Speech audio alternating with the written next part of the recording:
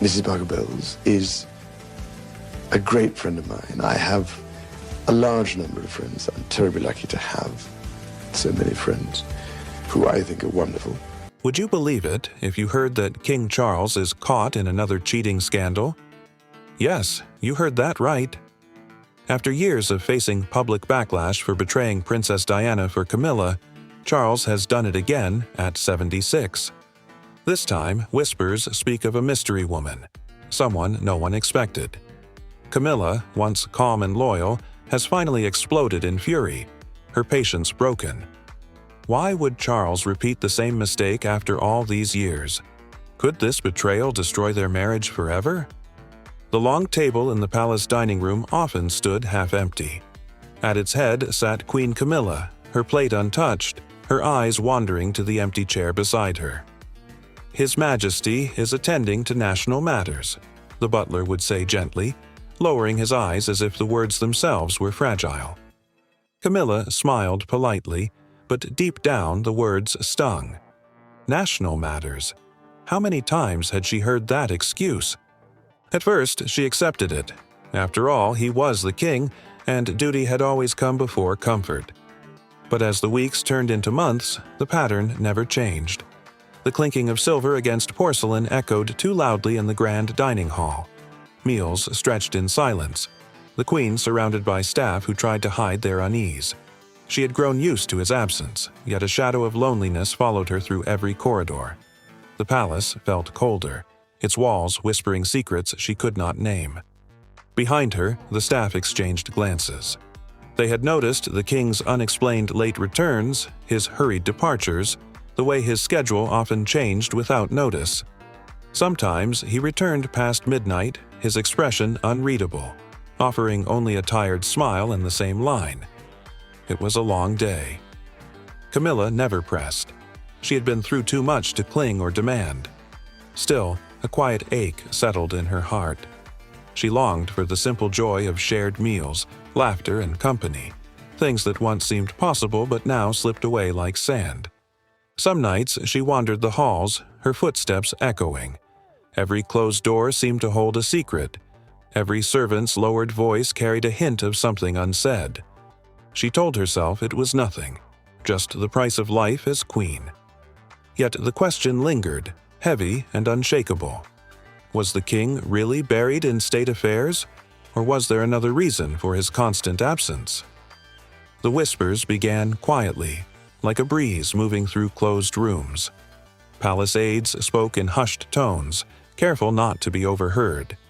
Rumors trickled in from courtiers and old friends, stories of the king being seen in places where duty could not explain his presence. Camilla caught fragments here and there. A lady-in-waiting mentioned seeing him step out of a car late at night. A guard spoke of unusual meetings beyond palace walls. Each time, Camilla dismissed it with a tired wave of her hand. "People will always talk," she said softly, convincing herself as much as anyone else. She knew the crown carried endless gossip, and the throne had never been free of scandal. Why should this be any different? Still, the whispers persisted. Some dared to suggest there was a woman involved, someone mysterious who had captured his time and attention.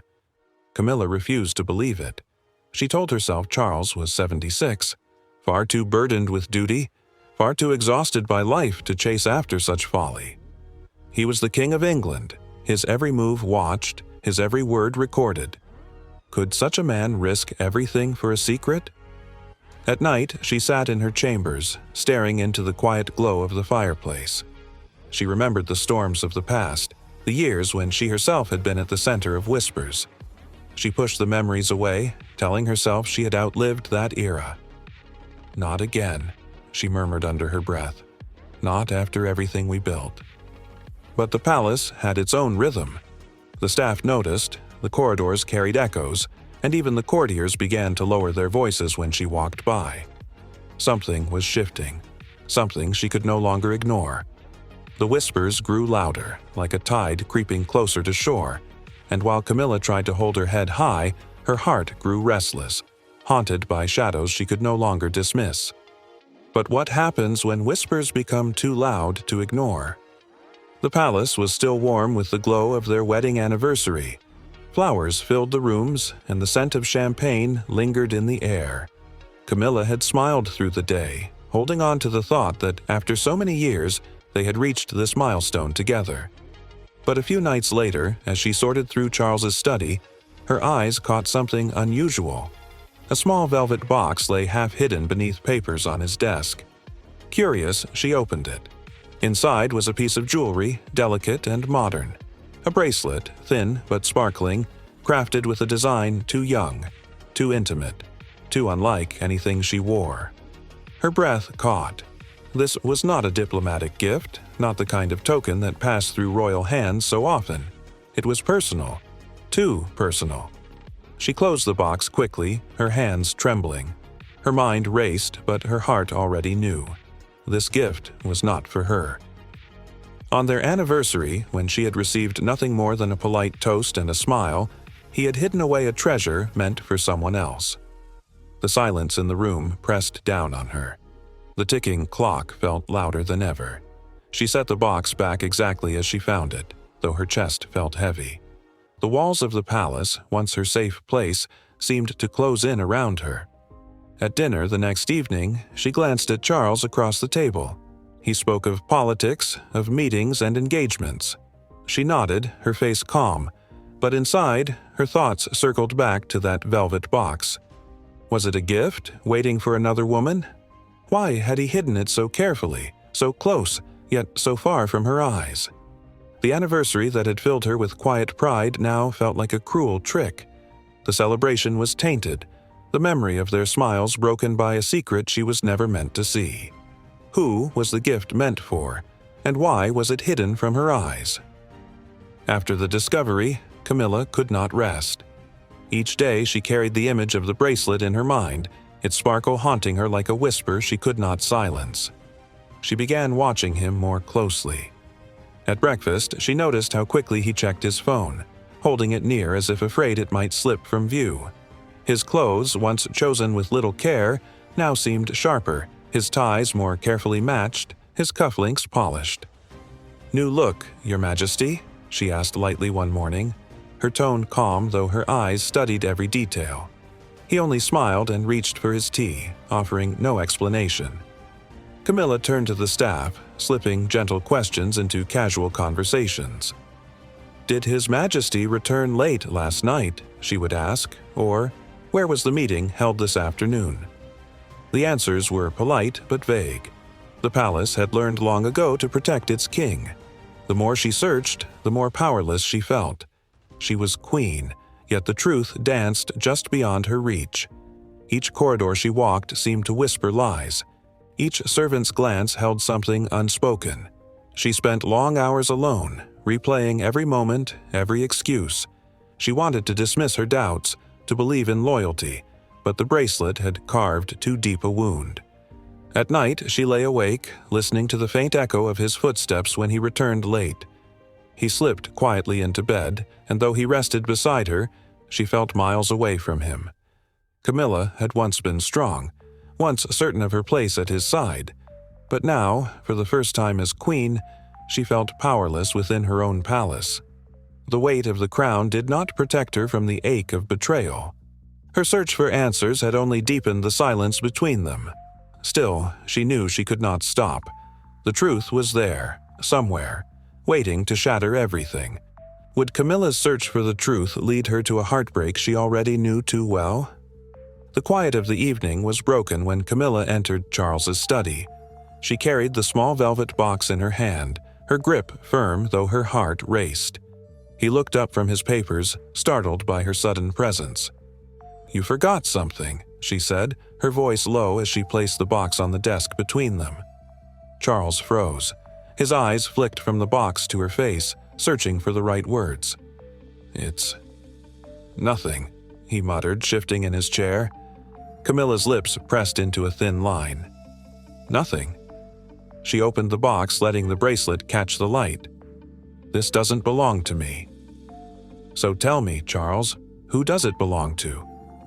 His hand tightened around the arm of his chair.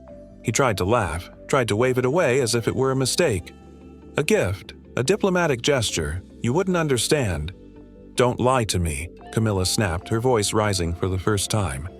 The walls of the study seemed to tremble with her anger. I have lived this story before, Charles.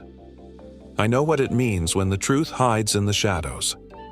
For a moment, silence filled the room, heavy and suffocating.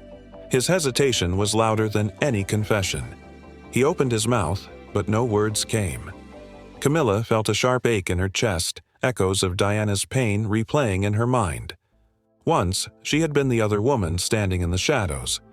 Now, she was the wife facing the same betrayal. Her eyes burned, but her voice stayed firm. After everything, after all these years, this is what you give me.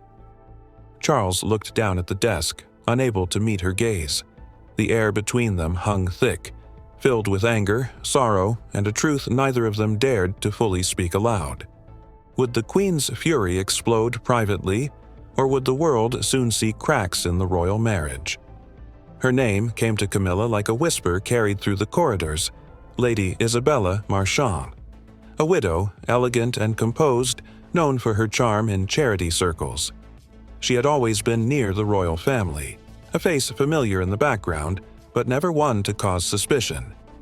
Isabella was in her early 60s, graceful yet vibrant, with a presence that drew people in without effort. She and Charles had known each other for decades, their paths crossing at countless events. To many, she was simply an old friend, a trusted companion in public service. But behind the polished smiles and polite greetings, something had shifted. Their friendship, once harmless, had taken root again in ways unseen. It began with quiet conversations after charity meetings, then letters exchanged under the guise of duty. Slowly, carefully, it grew into something more, a bond hidden in stolen hours. Those who noticed spoke of how Charles seemed lighter in her presence, how his eyes lingered when she spoke. Their connection carried a familiarity, an ease born of years past, yet rekindled with new fire. For Camilla, the discovery cut deeper than the bracelet. To know the face, the name, the history, it was almost unbearable. She had once been the secret herself, standing where Isabella now stood. The irony pierced her like a blade. Isabella, with her refined grace and quiet charm, was not a stranger to Charles's heart. She was someone who had always been near, waiting on the edges of his life until time and circumstance opened the door again. Camilla's mind swirled with questions. How long has it been? How many times had they met while she sat waiting alone in the palace? The whispers were no longer faceless. The rival had a name, a history, a story tied to Charles's own. But how deep did their bond run, and how long had this secret romance been unfolding? Camilla sat alone in her chamber, the silence pressing in on her like a heavy cloak. The fire in the grate crackled softly, but it gave no comfort. Her mind replayed the bracelet she had found, the whispers in the corridors, and now, Isabella's name. Each memory twisted inside her chest like a knife. Yet the sharpest pain of all was the déjà vu, the cruel reminder of a past she thought had been buried forever. Once, she had been the shadow. She had been the one people whispered about in hushed tones, the woman whose presence haunted Princess Diana's heart. She had known what it felt like to be the secret, the stolen glance across a crowded room, the letter hidden away, the meeting no one was supposed to see. Back then, she had told herself it was love, that fate had bound her to Charles and no force on earth could break it. But now, the roles were reversed. She was no longer the other woman. She was the wife, the queen, the one left sitting at an empty table while another captured his heart in silence. The irony cut deep, a mirror reflecting her own sins back at her. For the first time, she felt the wound from the other side. Her thoughts drifted to Diana, the late princess who had carried her sorrow with a quiet grace, her smile hiding the storm beneath.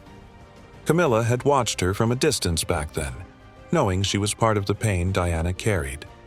Now, years later, she wondered if the princess had once sat as she did now, staring at the walls of a grand palace, feeling smaller than the world believed her to be.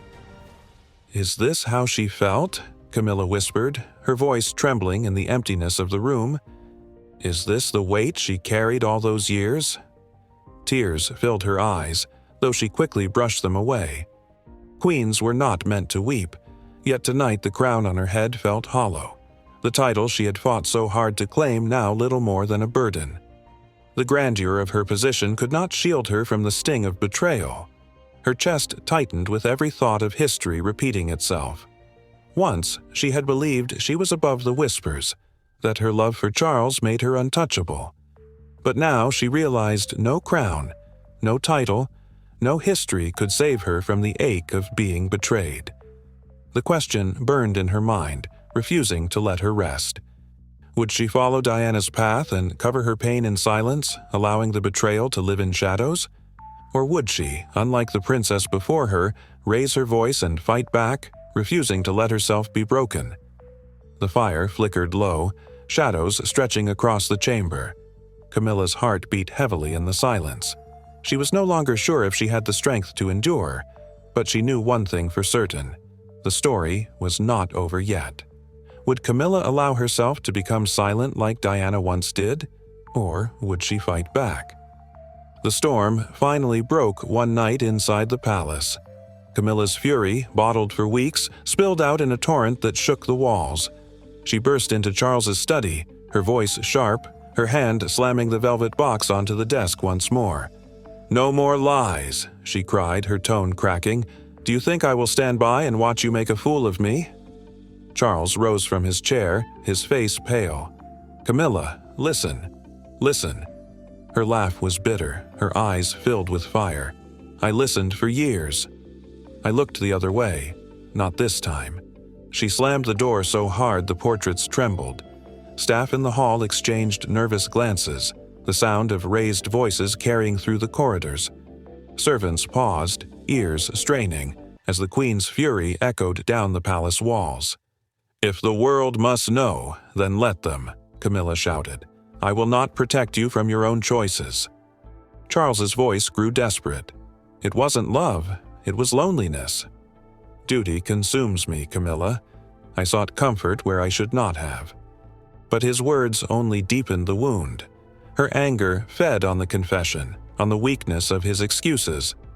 "You dare speak of duty when you betray me in the shadows?" she shot back, her voice breaking. "You chose this. Don't blame the crown." The silence after was heavy, broken only by the faint sounds of footsteps retreating quickly from outside the door. The palace staff had heard enough, and whispers were already slipping into the night. Could this royal storm remain behind palace walls, or was scandal about to break loose?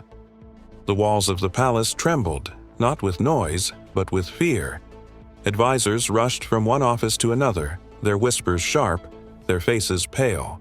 A storm had entered the monarchy, and it threatened to tear apart its carefully built image. "Control the story before it controls us," one senior aide muttered, papers clutched tightly in his hands. Drafts of official statements piled up, each one softened, polished, and rewritten to hide the truth. Yet no matter how polished the words looked on paper, they could not erase the sting of betrayal already spreading beyond the gates. The press had caught wind of something bigger than routine palace drama. Tabloids screamed with bold headlines, suggesting the king had a secret companion.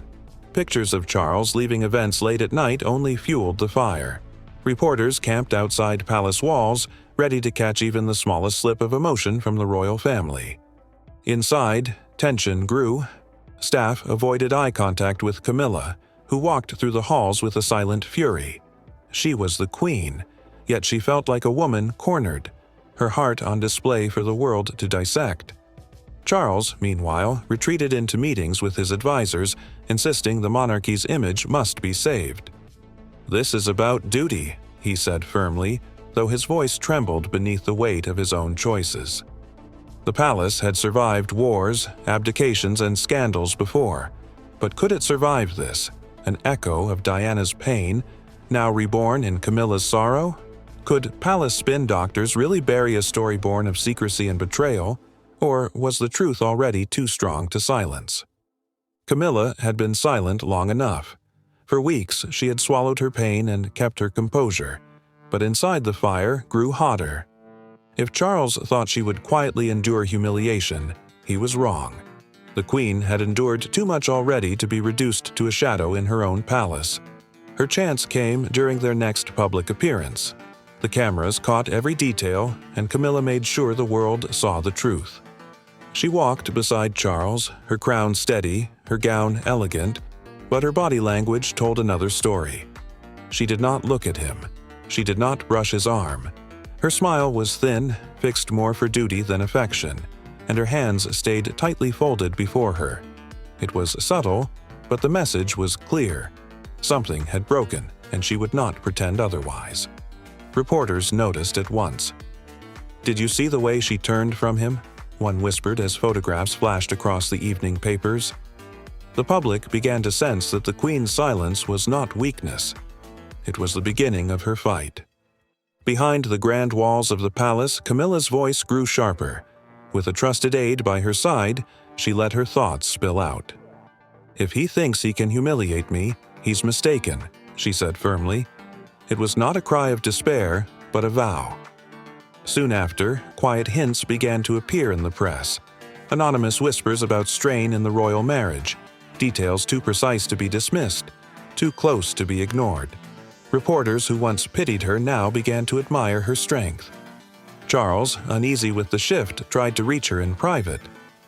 "I never meant to hurt you." "I was lonely on duty," he confessed, his voice heavy with guilt. But Camilla had heard excuses before. His words no longer softened her heart. She answered not with anger, but with silence, and that silence wounded more deeply than any argument could. Her rebellion was not loud. It was careful, calculated, almost elegant. She began choosing engagements where Charles was absent, her presence commanding attention on its own. During speeches, her voice carried a new strength, firm and edged with steel. She dressed with purpose, every detail speaking of confidence and power. Each gesture told a story. She would not be overlooked. She would not be the patient wife any longer. Inside the palace, whispers grew louder. Some wondered if the Queen was preparing to break away, to step out from her king's shadow for good. Others believed she was waging a quieter war, not for escape, but for triumph, determined to claim victory over her rival and remind Charles and the world that she could not be replaced. Camilla had turned her pain into resolve. What began as betrayal was now becoming a test of strength, and this time she was not going to lose. So, do you think Camilla was setting herself free from Charles? Or was she fighting a silent battle to win against the shadow of another woman? Let's find out. When Lady Isabella's name surfaced, the calm world she had carefully built crumbled overnight. For years, she had walked gracefully through royal charity events, blending into the background with her quiet elegance. Now, the same elegance became her curse. Newspapers splashed her picture beside King Charles's, their headlines shouting betrayal, love affairs, and secrets hidden from the Queen. At first, Isabella tried to stay strong. "It will fade. They will move on to another story," she whispered to herself, clutching a teacup in trembling hands. But the world did not move on. Every day, reporters crowded her gates. Every evening, more rumors appeared in glossy magazines. Strangers stared in shops, whispers followed her on the streets, and friends she once trusted stopped calling. Her past, once private, was dragged into daylight. Details of her long friendship with Charles were picked apart. Old photographs at charity galas, kind words exchanged during speeches, even the innocent letters she once sent were twisted into proof of something deeper. The public no longer saw her as a widow devoted to causes. They saw her as the woman who dared to stand between the king and his queen. Unable to bear the pressure, Isabella pulled back from public life. Curtains stayed drawn in her home. Invitations to events were quietly declined. Her once warm laughter grew silent, leaving only the hollow sound of isolation. Inside the palace, Camilla read every headline. Each article stung, not only because of the scandal but because her own life was on display. The Queen's pride was torn in two directions. There was a bitter satisfaction in seeing Isabella's world collapse. Her rival had been dragged into the light, judged and cornered. Yet alongside that satisfaction was humiliation. The world now saw Camilla not as a queen in control, but as a wife betrayed. Late at night, she sat in her private chambers staring at the golden walls. "They think I'm a fool," she muttered softly. The irony was sharp. Once she had been the woman whispered about behind Diana's back. Now she was the wife carrying the pain, living in the same shadow she had once helped to create. Charles avoided her gaze at dinner. Silence stretched across the table, heavy and suffocating. The palace staff walked lightly, their faces careful masks. Everyone knew, but no one dared to speak. Camilla's emotions twisted with each passing day. She wanted to feel victorious, to believe Isabella's fall was her triumph. But victory felt empty when the price was her own dignity. For every whisper against Isabella, there was a louder laugh about the king who could not keep his heart steady. And that laugh always circled back to her. The palace could try to silence the noise, but Camilla's heart heard it clearly. A rival had been broken, yet her own marriage was now cracked for all to see. Would Isabella's downfall ease Camilla's wounded pride, or had the scars already cut too deep for healing? The palace stood as grand as ever, but inside its walls the air was heavy with doubt. King Charles was 76, his health more fragile than in years past, and now his reputation bore the scars of scandal. Advisors met in hushed circles, weighing not just his duties but his very ability to remain strong in the eyes of the people. On television, experts debated with sharp voices. Some said the king's sense of duty would carry him through, that he would endure storms as his mother once had. Others questioned whether the crown had finally lost its shine, suggesting the monarchy was slipping into an era of weakness it might not survive. Camilla watched these discussions from her private room, their words echoing louder than the sound of her own thoughts. She had spent years fighting for her place, carrying the weight of public scorn and eventually stepping into the role of queen with her head high. But now she wondered if it was worth the battle. At night, Charles tried to reassure her. "The crown must survive, Camilla. No matter what happens, it must endure," he told her quietly. But his voice was tired, his eyes lined with the weariness of a man who knew the truth was catching up with him. Camilla studied him in those moments and saw not just the king, but the man she had loved and fought for. Yet love seemed tangled with disappointment. Could she still stand by him, smiling before the cameras while her heart carried so much pain? Or was it time to think of herself, to protect her dignity before it was lost completely? Public appearances became a test of will. They stood side by side at ceremonies, their crowns gleaming under the light, but anyone looking closely could see the distance. The warmth once visible in stolen glances was gone, replaced by polite gestures and practiced smiles. The people noticed, the press noticed, and Camilla herself could not ignore it. Whispers in society circles painted her in two ways. Some said she would never leave, her crown too heavy to abandon. Others whispered that she might one day quietly break away, showing the world she would no longer play the part of a loyal queen in a broken marriage. The monarchy's image teetered, not just because of Charles's mistakes, but because the unity of the crown seemed fragile. It was no longer only about a king and his duty. It was about a marriage tested in the public eye, a partnership that now carried cracks too deep to hide. As Camilla stood at the palace window, watching the flag ripple in the wind, she wondered if this was the beginning of the end. Could the monarchy survive the storm, or would it unravel before her eyes?